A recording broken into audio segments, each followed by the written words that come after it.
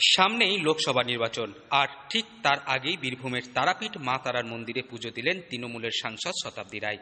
এদিন তিনি বেলা 10টা নাগাদ মা তারার মন্দিরে প্রবেশ করেন।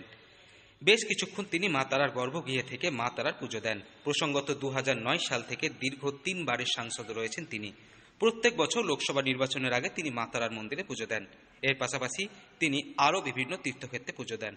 প্রসঙ্গত কয়েকদিন আগেই ব্রিগেডের সভা থেকে মুখ্যমন্ত্রীর উপস্থিতিতে তৃণমূলের সর্বভারতীয় সাধারণ সম্পাদক অভিষেক বন্দ্যোপাধ্যায় এই বছরের লোকসভা নির্বাচনের প্রার্থী তালিকা ঘোষণা করেন।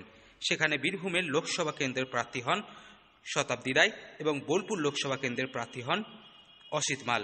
আর প্রার্থী তালিকা ঘোষণা হওয়ার পরেই একদিকে যখন দেওয়াল লিখন শুরু হয়ে গিয়েছে, ঠিক অন্য জায়গায় দাঁড়িয়ে বিভিন্ন তীর্থক্ষেত্র পুজো দিয়ে জয় নিশ্চিত করতে চাইছেন তৃণমূলের প্রার্থীরা। সেই মতোই আজ বীরভূমের তারাপীঠের মা তারার মন্দিরে পুজো দিলেন সাংসদ শতাব্দী রায়। 2009 সালে প্রথম তারাপীঠে দিয়ে পুজো শুরু করেছিলেন। 15 বছর পরে বীরভূমবাসীকে কতটা সেদিন অপরিচিত ছিলেন, কতটা পরিচিত আজ বীরভূমবাসী?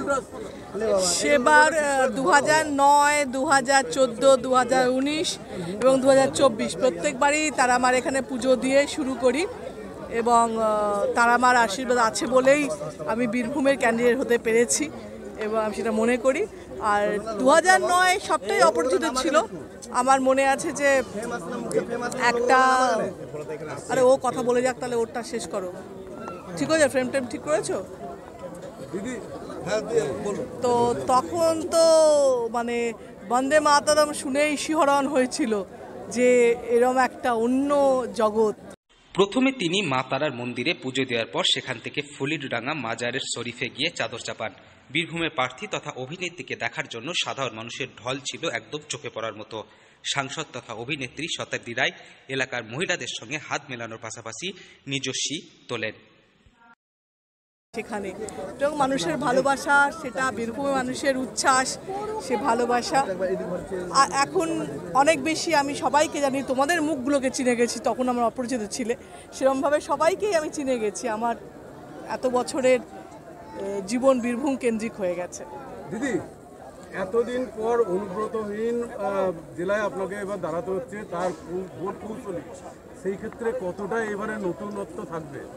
হ্যাঁ, ভোট কৌশলী বলতে সংগঠন নিশ্চয়ই ওনার ছিল, উনি সেই হিসেবে সংগঠনটাকে করেছেন।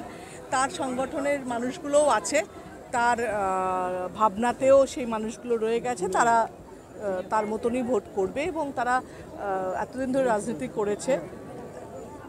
বীরভূম থেকে সৌভিক রায় রিপোর্ট, লোকাল 18 বাংলা।